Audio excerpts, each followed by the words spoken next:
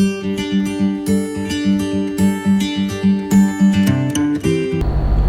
हिंद दोस्तों, गुरुकुल परिवार में आपका स्वागत है और हम आपके सामने लाए हैं जीके जीएस का प्रैक्टिस सेट। बहुत ही महत्वपूर्ण प्रैक्टिस सेट है ये, क्योंकि सारे प्रश्न बहुत उपयोगी, बहुत महत्वपूर्ण है। ठीक है, और ये क्लास आज की बहुत ज़बरदस्त होने वाली है, क्योंकि सारे प्रश्न बहुत ही अच्छे हैं, है ना। एक एक प्रश्न मैं आपके लिए छांट के लेकर आया हूँ, आए हुए पेपर से प्रश्न हैं ये सब। चलिए शुरू करते हैं अपने आज के सेशन को। और आज का हमारा पहला प्रश्न है, कह रहे हैं तीसरी बौद्ध परिषद किस शहर में आयोजित की गई थी। तो बेटा सबको पता है कि बौद्ध की 4 परिषदें हुई थी, या 4 संगतियाँ हुई थी बौद्ध धर्म की, और चारों संगतियाँ बहुत महत्वपूर्ण हैं। चारों एग्जाम में पूछी जाती हैं। स्थान पूछा जाता है, इनके शासक पूछे जाते हैं किसके समय में हुई, और पूछा जाता है कि इसके अध्यक्ष कौन थे। तो ये एक प्रश्न से हम आपके यहाँ पे 12 क्वेश्चन, है ना, कितने क्वेश्चन, 12 क्वेश्चन तैयार करवाएंगे यहाँ पे। कैसे पूछा जाएगा, पहली बौद्ध संगति कहाँ हुई, दूसरा किसके शासनकाल में हुई और इसका अध्यक्ष कौन था। ऐसे एक संगति से 3 प्रश्न बनते हैं, 4 संगति से आपके 12 प्रश्न तैयार होंगे। देखिए कैसे, देखिए 4 संगतियाँ हुई थी। एक तो हुई थी पाटलिपुत्र में, एक वैशाली में, एक राजगृह में, और एक हुई थी कुंडलवन में। कुंडलवन में ये 4 संगतियाँ हुई थी। पहली बौद्ध संगति हुई थी राजगृह में, यहाँ पे हुई थी पहली, ठीक है, ध्यान रखना। दूसरी हुई थी वैशाली में, यहाँ पे हुई थी दूसरी। वैशाली में कौन सी हुई थी बेटा, दूसरी। और पाटलिपुत्र में यहाँ पे हुई थी तीसरी, और चौथी हुई थी कुंडलवन में, यहाँ पे हुई थी चौथी, है ना, ध्यान रखना। ये 4 संगतियाँ हुई थी और इनके ये स्थान है। अब यहाँ लिखिए आप राजा या शासक जिसके समय में हुई थी, है ना, और यहाँ पे लिखिए इसके अध्यक्ष, ठीक है। चलिए पहली संगति शुरू करते हैं। पहली हुई थी राजगृह में बेटा, और इस समय शासक कौन था बेटा, इस समय शासक कौन था बेटा, अजातशत्रु, ध्यान रखना, है ना। इस समय शासक था अजातशत्रु। और इसका अध्यक्ष कौन था बेटा, इसका अध्यक्ष कौन था राजगृह का, इसका अध्यक्ष था महाकश्यप, है ना, ध्यान रखना, ये अध्यक्ष था इसका, ठीक है। दूसरी बौद्ध संगति वैशाली में हुई थी, और इस समय शासक कौन था बेटा, इस समय था कालाशोक के समय में हुई थी, शासक था कालाशोक। और इसका अध्यक्ष कौन था बेटा, वैशाली की संगति का अध्यक्ष था सबकामी अध्यक्ष था, ठीक है। और तीसरी बौद्ध संगति पाटलिपुत्र में हुई थी, और इस समय शासक कौन थे, अशोक, है ना, महत्वपूर्ण है बेटा, सब नोट करते चलिएगा। और इस समय अध्यक्ष कौन था, इस समय कौन अध्यक्ष था बेटा, मोगलीपुत्र तिस्य,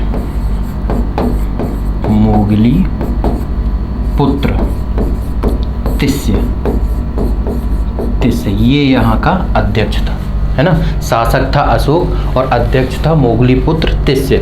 चौथी बौद्ध संगति कुंडलवन जम्मू कश्मीर में हुई थी, है ना, J&K जम्मू कश्मीर में। और इस समय शासक कौन था बेटा, कनिष्क के समय में हुई थी, कनिष्क के शासनकाल में। और इस समय अध्यक्ष कौन था कुंडलवन का, तो यहाँ पे अध्यक्ष था वासुमित्र, है ना, वासुमित्र इस समय अध्यक्ष था। तो ऐसे हमारे 12 क्वेश्चन तैयार हुए। कैसे, ऐसे पूछेंगे पहली बौद्ध संगति कहाँ हुई, किस शासक के समय में हुई, और इसका अध्यक्ष कौन था। ऐसे ये 12 क्वेश्चन कंप्लीट हुए, महत्वपूर्ण है, स्क्रीनशॉट ले सकते हैं आप, ठीक है। अगले प्रश्न पे चलते हैं। अगला प्रश्न, 6ठी शताब्दी ईसा पूर्व के दौरान मथुरा के आसपास के क्षेत्र को क्या कहा जाता था। ये बेटा क्या है, अंग, पांचाल, अंग, सूरसेन, मत्स्य, ये चारों क्या किसके नाम दिए, महाजनपद। जो 16 महाजनपद का उल्लेख है ना, महाजनपद, इस 16 महाजनपदों में से ये 4 महाजनपद लिखे हैं। ये भी बहुत उपयोगी है, बहुत महत्वपूर्ण है। पूछा जाता है इसकी राजधानी क्या थी, ये जैसे जो महाजनपद हैं पूछा जाएगा, जैसे अंग महाजनपद की राजधानी क्या थी, ये वर्तमान में कहाँ है, तो यहाँ पे आप रखिए, यहाँ पे राजधानी, है ना, यहाँ लिखिए राजधानी, और यहाँ लिखिए वर्तमान क्षेत्र, ठीक है, ये भी महत्वपूर्ण है, लिखना है ध्यान से। तो चलो शुरू करते हैं। पांचाल। पांचाल महाजनपद की राजधानी बेटा कहाँ थी? पांचाल की राजधानी थी अहिछत्र।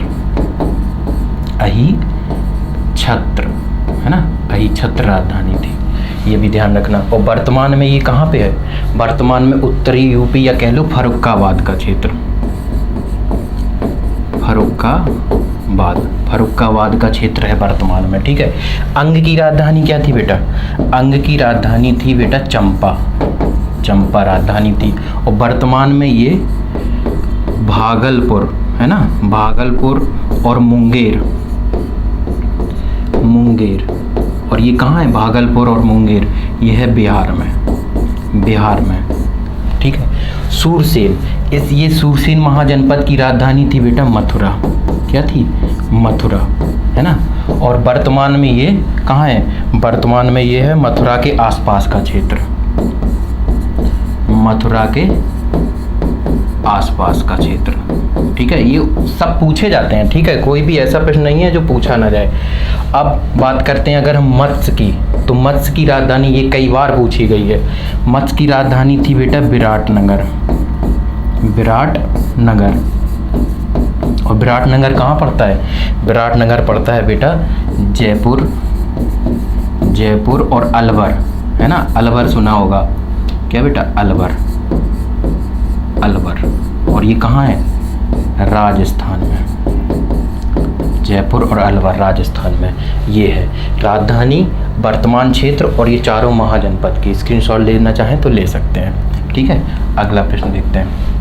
अगला प्रश्न कह रहा है वर्ष 1904 में किसने क्रांतिकारियों की गोपनीय समिति के रूप में अभिनव भारत, बेटा अभिनव भारत की बताना है, अभिनव भारत का आयोजन किया था? किसने किया था? बीडी सावरकर ने, प्रफुल्ल चाकी ने, सचिन सान्याल ने, या रासबिहारी बोस ने? तो बेटा इसकी आयोजन किया था बीडी सावरकर ने। बीडी सावरकर ने अभिनव भारत की स्थापना की थी। यह एक संगठन था और इनके साथ इनके भाई थे जिनका नाम था गणेश सावरकर है ना, सावरकर। इन दोनों ने मिलके इसकी अभिनव भारत की स्थापना की थी। अभिनव भारत था क्या? अभिनव भारत, इसकी स्थापना सबसे पहले अगर बात करें तो 1899 में इन्होंने एक संगठन बनाया था जिसका नाम था मित्र मेला। क्या नाम था? मित्र मेला नाम का एक संगठन बनाया था 1899 में। इसी को 1904 में है ना, इसी को 1904 में नाम बदल के क्या कर दिया था? अभिनव भारत, ठीक है। और इसी अभिनव भारत को हम क्या कहते हैं बेटा? यंग इंडिया सोसाइटी है ना, सोसाइटी, ये भी ध्यान रखना, ठीक है। इसी को अभिनव भारत को क्या कहते हैं? Young India society. तो हमारा सही जवाब क्या है? Option A, BD Savarkar. अगला प्रश्न कह रहा है निम्नलिखित में से किस क्रांतिकारी द्वारा द फिलॉसफी ऑफ बॉम्बे नामक प्रसिद्ध लेख लिखा गया था? बहुत महत्वपूर्ण प्रश्न है ये। एक सक्रिय क्रांतिकारी थे बेटा जिनका नाम क्या था? भगवती चरण बोहरा द्वारा ये लेख लिखा गया था, द फिलॉसफी ऑफ बॉम्बे। इनका ये प्रसिद्ध लेख है, इसके लिए ये जाने जाते हैं, ये प्रसिद्ध क्रांतिकारी थे। इनका क्या हुआ था कि 1930 में बम बना रहे थे ये, है ना, बम परीक्षण में विस्फोट में इनकी मृत्यु हो गई थी बेटा, और बहुत सक्रिय क्रांतिकारियों में से एक हैं। इन्हीं का प्रसिद्ध लेख है द फिलॉसफी ऑफ बॉम्बे। ध्यान रखना, कई बार एग्जाम में ये पूछा जा चुका है। अगला प्रश्न कह रहा है निम्नलिखित में से किस ब्रिटिश मिशन या योजना ने पाकिस्तान की मांग, बेटा पाकिस्तान की मांग को अमान्य कर दिया था? कौन सा मिशन था? क्रिप्स मिशन था, बेबिल प्लान था, कैबिनेट मिशन था, या माउंटबेटन प्लान था? बेटा इनमें से कौन सा था? तो इसका सही जवाब है बेटा option C, cabinet mission. Cabinet mission ने पाकिस्तान की मांग को अमान्य घोषित कर दिया था। और ये कैबिनेट मिशन भारत में आया था बेटा 24 मार्च 1946 में ये भारत में आया, और इसने पाकिस्तान की मांग को अमान्य घोषित कर दिया। मतलब मुस्लिम लीग द्वारा एक मांग की जा रही थी अलग राष्ट्र की, जिसका नाम क्या होगा, पाकिस्तान। मुस्लिम लीग चाहती थी कि हमें एक अलग राष्ट्र बनाओ, हमारा एक अलग देश बनना चाहिए जिसका नाम हम क्या रखेंगे, पाकिस्तान। यही मुस्लिम लीग की मांग थी, इसी को हम क्या कहते हैं, पाकिस्तान की मांग। कैबिनेट मिशन जब भारत में आया 24 मार्च 1946 को, तो उसने कैबिनेट मिशन ने पाकिस्तान की मांग को अमान्य कर दिया बेटा। इसी के विरोध में मुस्लिम लीग ने 16 अगस्त को क्या मनाया बेटा, प्रत्यक्ष कार्यवाही दिवस मनाया। दिवस है ना बेटा, क्या दिवस, ये भी ध्यान रखना। कई बार एग्जाम में पूछा जाता है कि मुस्लिम लीग ने प्रत्यक्ष कार्रवाई दिवस कब मनाया और क्यों मनाया, किसके विरोध में मनाया, तो कैबिनेट मिशन के विरोध में मनाया, 16 अगस्त को मनाया, ये भी ध्यान रखना। आगे चलते हैं। किसने घोषणा की थी कि 30 जून 1948 तक ब्रिटिश द्वारा भारत को स्वतंत्रता प्रदान कर दी जाएगी। तो बताइए किसने घोषणा की थी कि 30 जून 1948 द्वारा भारत को स्वतंत्रता प्रदान कर दी जाएगी। इसका सही जवाब क्या है बेटा, विंस्टन चर्चिल ने ये घोषणा की थी, कि लॉर्ड माउंटबेटन ने ये घोषणा की थी, या लॉर्ड बेवेल ने की थी, या क्लीमेंट इटली ने की थी। तो इसका सही जवाब क्या है बेटा, इसका सही जवाब है ऑप्शन डी, क्लीमेंट इटली। इन्होंने ये घोषणा की थी कि ब्रिटिश के द्वारा 30 जून 1948 तक भारत को स्वतंत्र घोषित कर दिया जाएगा। और ये क्लीमेंट इटली कौन थे, ये थे बेटा ब्रिटेन के प्रधानमंत्री थे ये इस समय, है ना। और इनका कार्यकाल कितना था, 1945 से 1951 तक ये ब्रिटेन के प्रधानमंत्री रहे। पूछा जाता है जब भारत आज़ाद हुआ तब उस समय प्रधानमंत्री कौन थे, क्लीमेंट इटली। इन्हीं के द्वारा घोषणा की गई थी। और एक प्रश्न और पूछा जाता है कि जब भारत आज़ाद हुआ तब ब्रिटेन में किस पार्टी की सरकार थी। तो बेटा पार्टी की अगर हम बात करें तो ये किस पार्टी के थे, लेबर पार्टी, है ना, लेबर पार्टी की सरकार थी। और ये लेबर पार्टी से ही प्रधानमंत्री बने थे। इन्हीं के द्वारा भारत की स्वतंत्रता की घोषणा की गई थी, ये भी ध्यान रखना। आगे चलते हैं। निम्नलिखित में से कौन सा भारत का सबसे पुराना तेल पेट्रोलियम उत्पादक राज्य है। तो बेटा सबसे पुराना तेल और पेट्रोलियम उत्पादक राज्य कौन सा है, तो देखो ध्यान रखना, भारत में सबसे पहले, भारत का पहला, है ना बेटा, पहला तेल कुआं कब खोदा गया था, 1866 में, है ना। 1866 में कहाँ पे, डिगबोई में, डिगबोई। और ये डिगबोई कहाँ है बेटा, असम में, है ना। डिगबोई असम में सबसे पहले तेल कुआं खोदा गया था 1866 में। तो इसका सही जवाब क्या हो जाएगा, असम। एक प्रश्न और पूछा जाता है कि भारत में सबसे पहले तेल रिफाइनरी या तेल शोधक कारखाना कहाँ खोला गया। तो ये भी 1901 में, है ना। कुआं पहला 1866 में खोदा गया था डिगबोई में, और तेल रिफाइनरी 1901 में ही लगी थी। रिफाइनरी कहाँ पे, डिगबोई में भी, ये भी ध्यान रखना, है ना। रिफाइनरी, तेल रिफाइनरी, ये भी 1901 में लगी थी असम में। तो इसका सही जवाब ऑप्शन सी। अगला प्रश्न क्या कह रहा है, निम्नलिखित में से प्रायद्वीपीय भारत की सबसे बड़ी नदी कौन सी है। बहुत महत्वपूर्ण प्रश्न है। प्रायद्वीपीय भारत मतलब दक्षिण भारत, दक्षिण भारत की बात कर रहा है। तो आज हम दक्षिण भारत की सारी नदियों के बारे में जान लेंगे थोड़ा मैप के द्वारा। तो देखो यहाँ देखते हैं,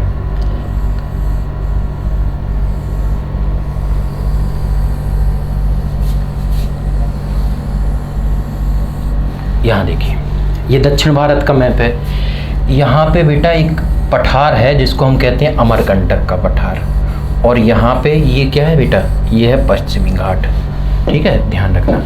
यहाँ से एक नदी निकलती है ऐसे यहाँ पे, और इसके बीच में, इनके बीच में एक पर्वत श्रेणी है है ना, और एक पर्वत श्रृंखला यहाँ पे है, और एक नदी यहाँ से निकलती है,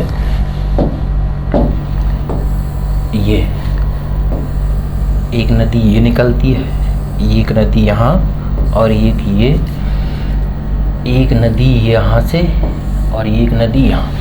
ये नदियाँ हैं दक्षिण भारत की बेटा, ध्यान रखना। इनमें से ध्यान रखना, ये नदी कौन सी है, इसको हम कहते हैं गोदावरी, गोदावरी है ना, ये गोदावरी है। और ये कौन सी नदी है, कृष्णा नदी है ना, और ये कावेरी नदी है। और यहाँ बात करें तो ये कौन सी नदी है, ये है नर्मदा, है ना। और ये कौन सी नदी है, ताप्ती, है ना। और ये नदी की बात करें तो ये कौन सी नदी है, केन नदी, है ना। और ये कौन सी नदी है, महानदी, ध्यान रखना, है ना। और एक प्रश्न और पूछा जाता है, यहाँ पे है अरब सागर, अरब सागर, और यहाँ क्या है, बंगाल की खाड़ी, बंगाल की खाड़ी, बंगाल की खाड़ी, है ना। अब लंबाई की बात करें तो इन नदियों की, तो ये जो गोदावरी नदी है इसकी लंबाई बेटा कितनी है, 1465 किलोमीटर, है ना, 1465। कृष्णा नदी की लंबाई है 1400 किलोमीटर, 1400 किलोमीटर। और कावेरी नदी की बात करें तो कावेरी नदी की लंबाई है 805 किलोमीटर। ये महानदी है, इसकी लंबाई है 900 किलोमीटर। नर्मदा नदी की लंबाई है 1312 किलोमीटर। और जो ताप्ती नदी है इसकी लंबाई बेटा कितनी है, 724 किलोमीटर, है ना, 724 किलोमीटर। तो सबसे बड़ी नदी अगर दक्षिण भारत की पूछे तो कौन सी है, गोदावरी। दूसरी सबसे बड़ी नदी तो कृष्णा। एक पूछते हैं पश्चिम की ओर बहने वाली सबसे नदी भारत की सबसे बड़ी नदी तो होगा नर्मदा, 1312 किलोमीटर कर लीजिएगा, 1312, है ना, 1312 किलोमीटर। ये है नदियों का क्रम। और क्वेश्चन पूछा जाता है नर्मदा नदी कहाँ गिरती है तो अरब सागर में। नर्मदा नदी और ताप्ती नदी अरब सागर में गिरने वाली नदियाँ हैं। बाकी महानदी, गोदावरी, कृष्णा और कावेरी ये कहाँ गिरती हैं बेटा, बंगाल की खाड़ी में, या ये ध्यान रखना। और यहीं अमरकंटक, ये क्या है, अमरकंटक है, अमरकंटक का पठार, इससे केन नदी भी निकलती है। और ये पश्चिमी घाट है, पश्चिमी घाट से ये 3 महत्वपूर्ण नदियाँ निकलती हैं। इसका मैप का आप स्क्रीनशॉट ले लीजिए, आपको एकदम कंफर्म हो जाएगा कौन सी नदी कहाँ है। चलिए चलते हैं अपने प्रश्न की ओर। हमसे पूछ रहा है प्रायद्वीप भारत की सबसे बड़ी नदी कौन सी है। तो सबसे बड़ी नदी अभी हम लोगों ने देखी कौन सी है बेटा, गोदावरी, है ना। गोदावरी प्रायद्वीपी भारत की सबसे बड़ी नदी है और इसकी लंबाई कितनी थी, 1465 किलोमीटर। और हम लोगों ने इनकी भी लंबाई देखी थी, कृष्णा की 1400 और कावेरी की 805 और महानदी की 900 किलोमीटर। ये भी ध्यान रखना, ठीक है। आगे चलते हैं। अगला प्रश्न कह रहा है कि निम्नलिखित में से कौन यमुना की सहायक नदी नहीं है। बेटा नहीं है पूछा है। यमुना की सहायक नदी केन नदी, अभी हम लोगों ने देखा अमरकंटक के पठार से निकलती है और ये यमुना में मिलती है। यमुना की सहायक नदी है और यमुना में ये कहाँ मिलती है बेटा, बांदा में, है ना। उत्तर प्रदेश का बांदा डिस्ट्रिक्ट है, वहाँ पे यमुना में मिलती है। बेतवा नदी ये भी यमुना की सहायक नदी है और ये हमीरपुर में यमुना से मिलती है। चंबल भी यमुना की सहायक नदी है और ये कहाँ पे मिलती है, इटावा में। इटावा के पास एक स्थान है पचनदा, है ना, पचनदा नामक स्थान पे ये यमुना में मिलती है। बाकी कल्याणी नदी ये यमुना की सहायक नदी नहीं है, ध्यान रखना। कल्याणी नदी यमुना की सहायक नदी नहीं है, यही हमारा सही जवाब है। ये किसकी सहायक नदी है ये आप कमेंट बॉक्स में बताएंगे, ठीक है। आगे चलते हैं। अगला प्रश्न कह रहा है, बहुत महत्वपूर्ण प्रश्न है बेटा, बहुत महत्वपूर्ण प्रश्न है, ये कई बार पूछा गया है। कह रहा है योगक्षेम बहाम्यम किसका आदर्श वाक्य है। भारतीय स्टेट बैंक का, LIC का बेटा, या फिर लोकसभा का, या प्रधानमंत्री कार्यालय का। तो इसका योगक्षेम बहाम्यम इसका अर्थ क्या होता है, इसका अर्थ यहाँ लिख लेते हैं। इसका मतलब है आपका कल्याण हमारी जिम्मेदारी, है ना। इसका अर्थ है आपका कल्याण हमारी जिम्मेदारी। और ये किसका आदर्श वाक्य है बेटा? तो ये है LIC का, LIC ऑफ इंडिया यानी कि भारतीय जीवन बीमा निगम, इसका आदर्श वाक्य है। एक और महत्वपूर्ण यहाँ पूछा जाता है, कई बार एग्जाम में पूछा गया, स्टेट बैंक का आदर्श वाक्य बताइए क्या है? स्टेट बैंक का आदर्श वाक्य है बेटा, प्योर बैंकिंग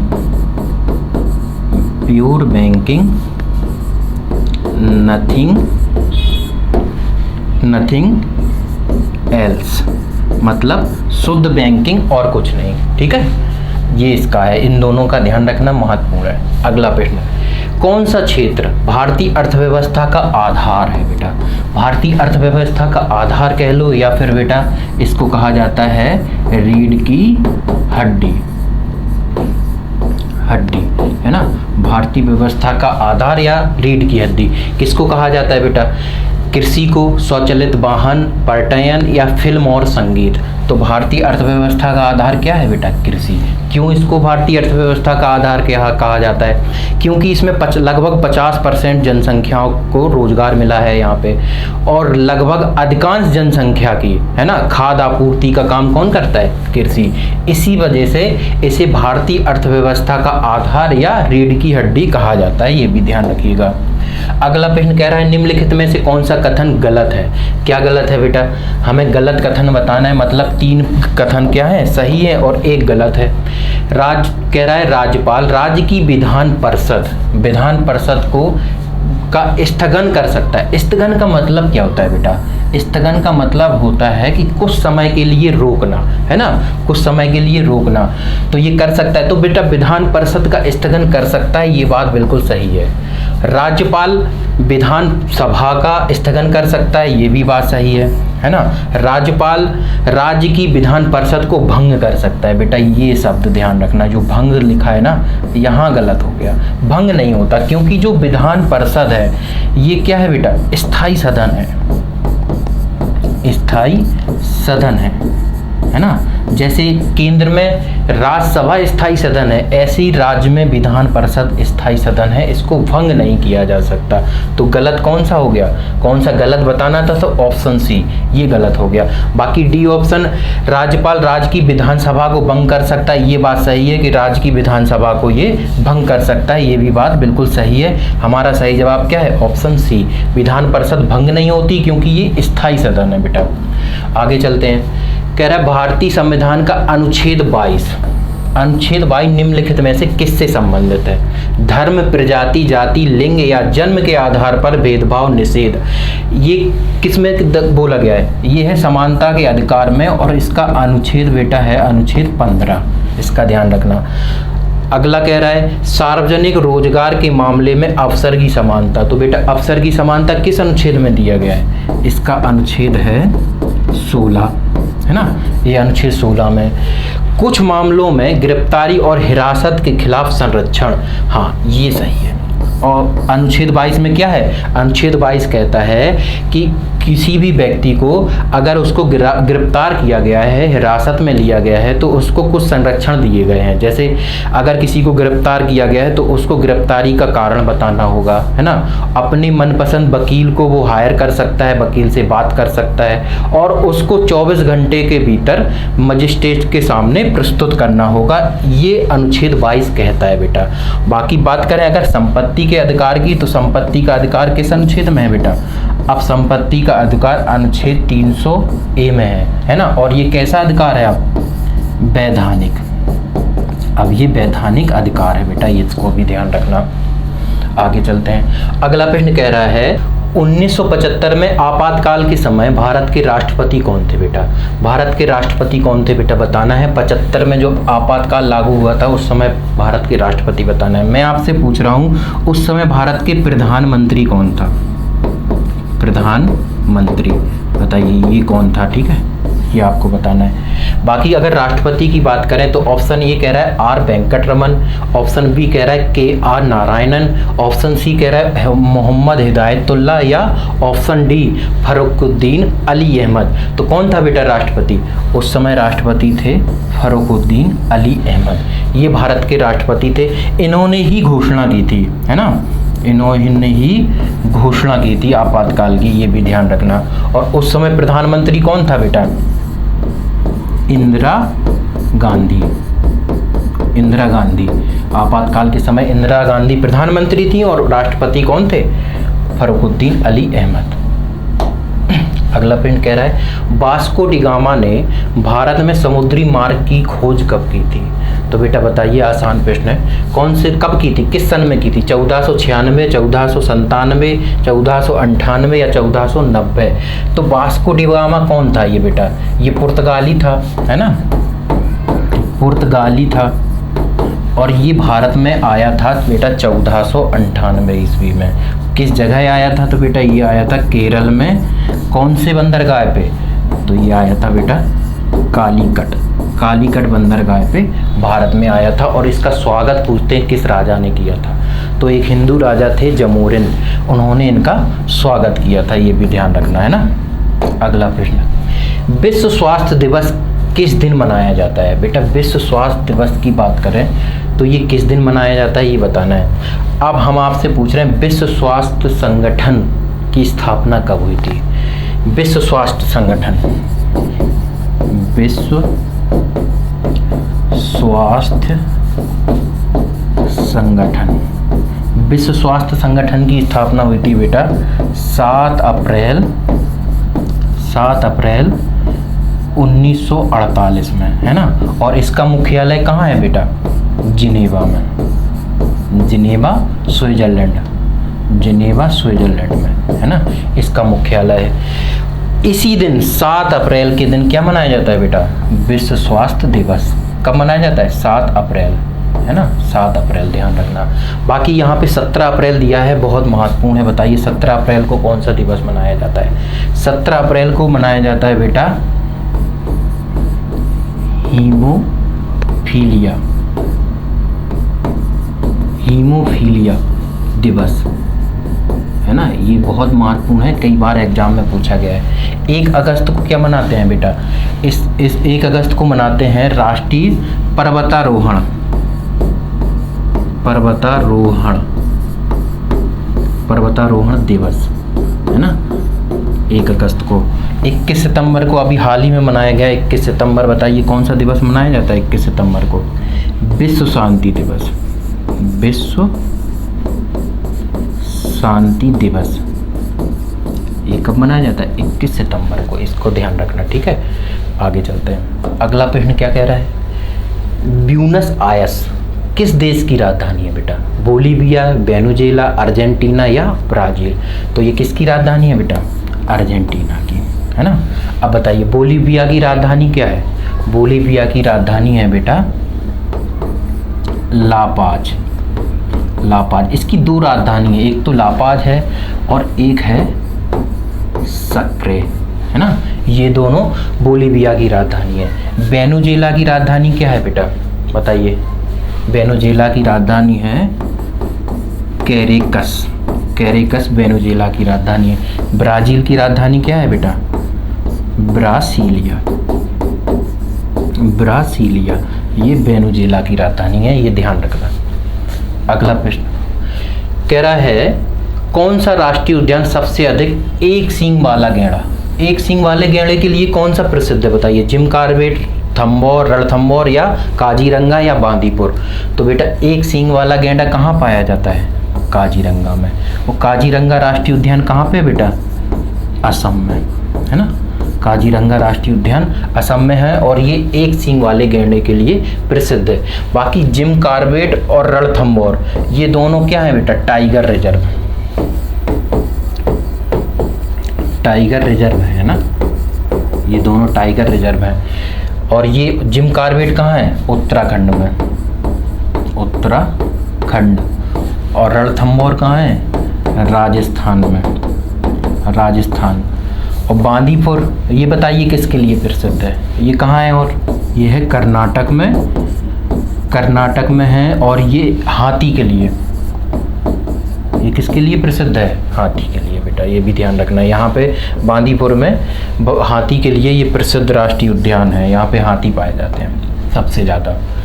अगला प्रश्न कह रहा है हॉर्नबिल महोत्सव किस राज्य में मनाया जाता है? बेटा हॉर्नबिल महोत्सव की बात करें तो ये नागालैंड, पश्चिम बंगाल, सिक्किम या बिहार। तो इसका सही जवाब है बेटा नागालैंड। ये नागालैंड का सबसे बड़ा सांस्कृतिक त्यौहार है ना, और इसको त्योहारों का महोत्सव भी कहा जाता है। सबसे बड़ा त्यौहार है वहाँ का नागालैंड का, और कई बार परीक्षा में ये पूछा जा चुका है। अगला प्रश्न कह रहा है भारत की पहली मुख्यमंत्री कौन थी? महिला मुख्यमंत्री बताइए। भारत की पहली महिला मुख्यमंत्री कौन थी बेटा? नंदिनी थी, नंदिनी सत्यपति थी, सुचेता कृपलानी थी, मायावती थी या शीला दीक्षित थी? तो बेटा पहली भारत की मुख्यमंत्री महिला थी सुचेता कृपलानी, और ये 1963 से 67 तक कहाँ की, किस राज्य की? यूपी की मुख्यमंत्री रही। किस राज्य की रही बेटा? यूपी की मुख्यमंत्री। ऐसे ही भारत की पहली महिला है ना, पहली महिला राज्यपाल का नाम बताइए। राज्यपाल है ना पहली। भारत की पहली महिला राज्यपाल कौन थी बेटा? ये थी सरोजिनी नायडू, है ना, सरोजिनी नायडू। इसका भी ध्यान रखना है ना। और ये भी कहाँ की थी? ये भी यूपी की थी। इसको भी ध्यान रखना। पहली महिला मुख्यमंत्री की बात करें या पहली महिला राज्यपाल की बात करें, दोनों यूपी से ही थी। और सरोजिनी नायडू राज्यपाल थी पहली, और पहली महिला मुख्यमंत्री थी सुचेता कृपलानी। इसका भी याद रखना। अगला प्रश्न कह रहा है भारत का राष्ट्रीय चावल अनुसंधान संस्थान कहाँ है? बताओ भारत का राष्ट्रीय चावल अनुसंधान संस्थान कहाँ है? कटक, नई दिल्ली, चेन्नई या कोलकाता? तो इसका सही जवाब क्या है बेटा? कटक में पहला भारत का राष्ट्रीय चावल अनुसंधान संस्थान है। और कटक किस नदी के किनारे है ये पूछा जाता है, तो ये है बेटा महानदी। कौन सी नदी है? महानदी कहाँ है? उड़ीसा में। ये कटक महानदी उड़ीसा में है। ठीक है, ध्यान रखना। ये भारत का चावल अनुसंधान केंद्र है, राष्ट्रीय चावल अनुसंधान केंद्र। आगे चलते हैं। भारत और श्रीलंका के मध्य संयुक्त सैन्य युद्ध अभ्यास कौन सा होता है? बताइए। भारत और श्रीलंका के मध्य कौन सा युद्ध अभ्यास होता है? मित्र शक्ति, अलनहार या फिर गरुण शक्ति या फिर वज्र प्रहार? बताइए इनमें से कौन सा होता है भारत श्रीलंका के मध्य? तो भारत श्रीलंका के मध्य होता है बेटा ऑप्शन ए, मित्र शक्ति। अलनगाह कहाँ होता है? अलनगाह किन किन देशों के बीच होता है? ये होता है भारत और ओमान के बीच। बाकी गरुण शक्ति की बात करें तो ये होता है बेटा भारत और इंडोनेशिया, है ना, भारत और इंडोनेशिया के बीच में। ये भी ध्यान रखना। गरुण शक्ति, लेकिन अगर हम केवल गरुण की बात करें, गरुण युद्ध अभ्यास, केवल गरुण अगर शब्द हो और पूछे गरुण युद्ध अभ्यास, तो होगा आंसर इसका बेटा भारत और फ्रांस।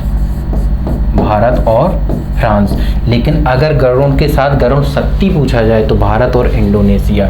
वज्र प्रहार किसके बीच में होता है बेटा? भारत और अमेरिका के बीच में। अमेरिका, है ना, भारत अमेरिका के बीच में वज्र प्रहार अभ्यास होता है। अगला प्रश्न कह रहा है गुट निरपेक्ष आंदोलन का पहला शिखर सम्मेलन कब और कहाँ किया गया? बेटा गुट निरपेक्ष आंदोलन की बात कर रहे हैं तो द्वितीय विश्व युद्ध के बाद एक और युद्ध स्टार्ट हुआ जो अभी तक चल रहा है, उसका नाम है शीत युद्ध, है ना, शीत युद्ध, कोल्ड वार। मतलब वो अस्त्र शस्त्र द्वारा नहीं लड़ा गया। वो युद्ध कैसा था? वर्चस्व का युद्ध, जो आज भी चल रहा है। इसमें दो गुट थे, एक तरफ था बेटा अमेरिका, है ना, और दूसरी तरफ कौन था? दूसरी तरफ था सोवियत संघ,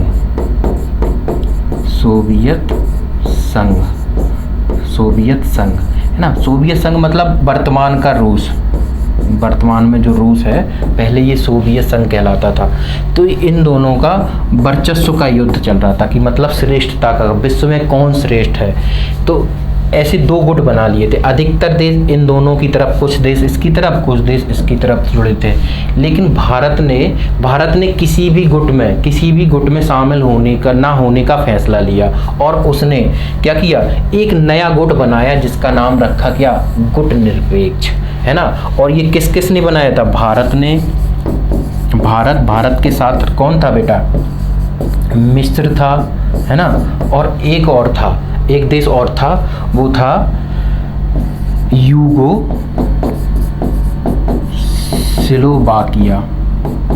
यूगोस्लोवाकिया। ये तीनों देशों ने मिलकर एक गुट बनाया जिसका नाम रखा गुट निरपेक्ष। और इसका पहला शिखर सम्मेलन बेटा कहाँ हुआ, यूगोस्लोवाकिया के शहर बेलग्रेड में। और कब हुआ था, 1961 में, है ना। ये जो बेलग्रेड है ना, यूगोस्लोवाकिया देश का एक शहर है, यहीं पे पहला गुट निरपेक्ष आंदोलन हुआ था बच्चा। आगे चलते हैं।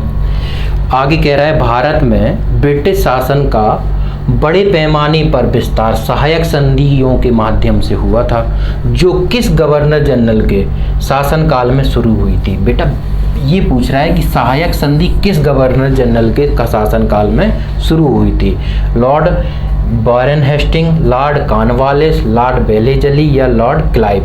तो सहायक संधि की बात करें, एक तो सहायक संधि के माध्यम से इनका जो विस्तार हुआ था शासन का बड़े पैमाने पे, और एक और संधि थी, उसका नाम था, एक और नीति थी, उसका नाम था राज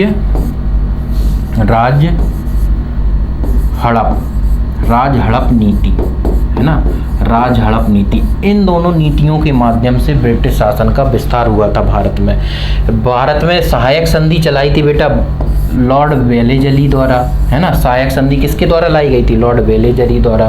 और राज हड़प नीति किसके द्वारा लाई गई थी, ये लाई गई थी डलहौजी द्वारा, डलहौजी। राज हड़प नीति का जन्मदाता कौन था, ये नीति किसने बनाई थी, डलहौजी ने। और सहायक संधि बनाई थी लॉर्ड वेलेस्ली ने। अगला कह रहा है, फर्रुखाबाद में गंगा नदी के किनारे मुगल घाट का निर्माण किस बादशाह ने किया था, अकबर ने, औरंगजेब ने, शाहजहां ने या जहांगीर ने। तो जो फर्रुखाबाद शहर है यूपी का, यहाँ पे मुगल घाट है गंगा नदी के किनारे। और इस घाट की स्थापना या इस घाट का निर्माण किसने किया था बेटा, इस घाट का निर्माण किया था औरंगजेब ने, है ना, औरंगजेब ने। एक प्रश्न पूछा जाता है, जो फर्रुखाबाद शहर है ये किस शासक के नाम पर है। तो बेटा एक मुगल शासक थे, क्या नाम था इनका, फर्रुखसियर के नाम पर इस शहर का नाम फर्रुखाबाद है। लेकिन यहाँ जो मुगल घाट है उसका निर्माण कराया था बेटा औरंगजेब ने, ये भी ध्यान रखना। और ये गंगा नदी के किनारे है। कह रहा है, पानीपत का प्रथम युद्ध निम्नलिखित में से किसके मध्य लड़ा गया। तो पानीपत का प्रथम युद्ध किसके मध्य लड़ा गया था बेटा, ये लड़ा गया था बाबर और इब्राहिम लोदी। तो ऑप्शन बी, इब्राहिम लोदी और बाबर के मध्य।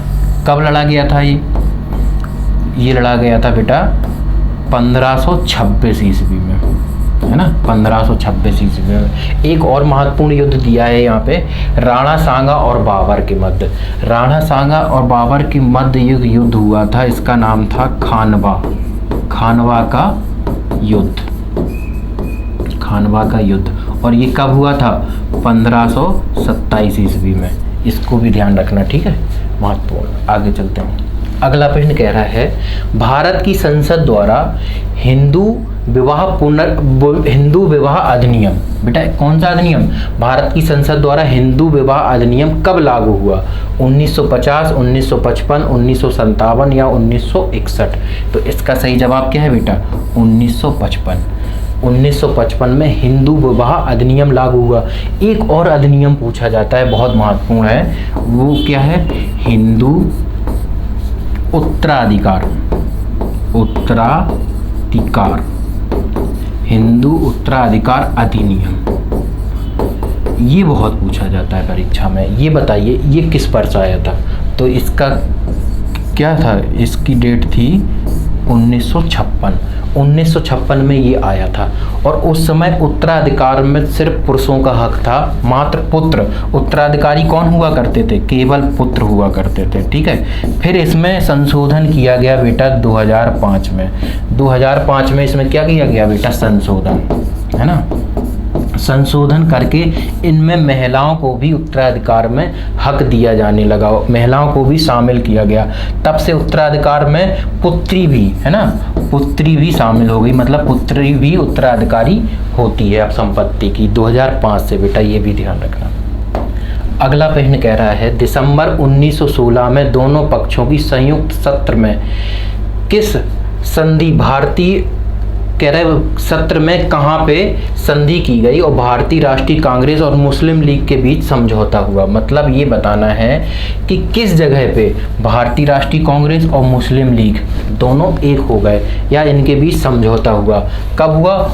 1916 में। तो बेटा ये हुआ था, कांग्रेस का अधिवेशन था, कांग्रेस अधिवेशन, है ना, अधिवेशन 1916 में मुस्लिम लीग और कांग्रेस दोनों एक हो गई थी। और ये कहाँ हुआ था अधिवेशन बेटा? ये हुआ था लखनऊ में, है ना, लखनऊ। ये अधिवेशन कहाँ हुआ था? लखनऊ। एक चीज़ और पूछी जाती है इसमें, इसकी अध्यक्ष कौन थे, है ना, इस अधिवेशन के अध्यक्ष कौन थे बेटा? इस अधिवेशन के अध्यक्ष थे अंबिका चरण मजूमदार, ये भी ध्यान रखना। इसके अध्यक्ष कौन थे? अंबिका चरण मजूमदार। एक प्रश्न और बनता है कि भारतीय राष्ट्रीय कांग्रेस और मुस्लिम लीग के बीच समझौता किसने करवाया था? बताइए, उस व्यक्ति का नाम बताइए जिसने भारतीय राष्ट्रीय कांग्रेस और मुस्लिम लीग के बीच समझौता कराया था। तो उसका सही जवाब क्या है बेटा? बाल गंगाधर तिलक। किसने कराया था? बाल गंगाधर तिलक के प्रयासों से ये समझौता हुआ था। अगला प्रश्न कह रहा है, भारत के केंद्रीय रेल मंत्री को किसकी सलाह पर, है ना, और किसके द्वारा नियुक्त किया जाता है? बताना है कि जो भारत का रेल मंत्री होता है ये किसकी सलाह पर और किसके द्वारा नियुक्त किया जाता है। मतलब इसकी सलाह नियुक्ति की कौन देता है बेटा? प्रधानमंत्री, है ना, प्रधानमंत्री की सलाह पर, यहाँ पे प्रधानमंत्री की सलाह पर राष्ट्रपति द्वारा नियुक्त होता है। ये भी ध्यान रखना, भारत का जो केंद्रीय रेल मंत्री होता है ये प्रधानमंत्री की सलाह पर राष्ट्रपति द्वारा नियुक्त होता है। अगला प्रश्न कह रहा है, निम्नलिखित में से कौन सा सही है? बताइए। जाकिर हुसैन भारत के पहले मुस्लिम राष्ट्रपति थे।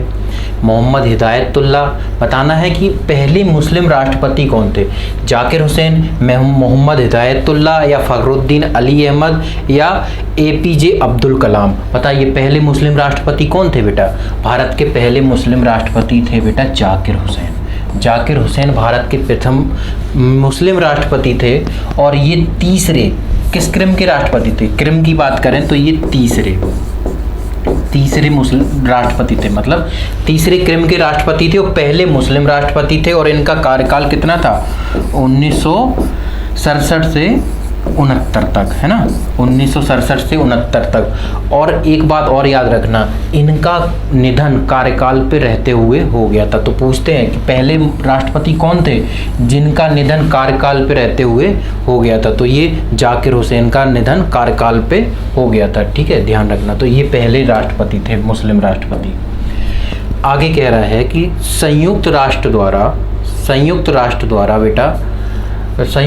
द्वारा पीने, धोने, खाना पकाने और उचित स्वच्छता को बनाए रखने के लिए अनुशासित न्यूनतम पानी की मात्रा प्रति व्यक्ति प्रतिदिन कितने लीटर होती है? मतलब संयुक्त राष्ट्र संघ ने बेटा क्या, संयुक्त राष्ट्र संघ ने एक मानक बनाया है कि प्रत्येक व्यक्ति को दिन भर में, एक दिन में मिनिमम बेटा 50 लीटर पानी, कितना? 50 लीटर पानी मिलना ही चाहिए, ताकि वो एक खाना बनाने, पकाने, है ना, पीने और उचित स्वच्छता बनाए रखने के लिए जितना ज़रूरी है, तो कम से कम उतना कितना है? 50 लीटर पानी, इतने से कम नहीं होना चाहिए। ठीक है बेटा, चलिए ये था आज का हमारा सेशन और ये आज के हमारे प्रश्न थे, काफ़ी अच्छे प्रश्न थे। ठीक है, और महत्वपूर्ण प्रश्न थे, सारे नोट करते चलिएगा मिलते हैं हम लोग अपने अगले वीडियो में, तब तक के लिए जय हिंद बेटा।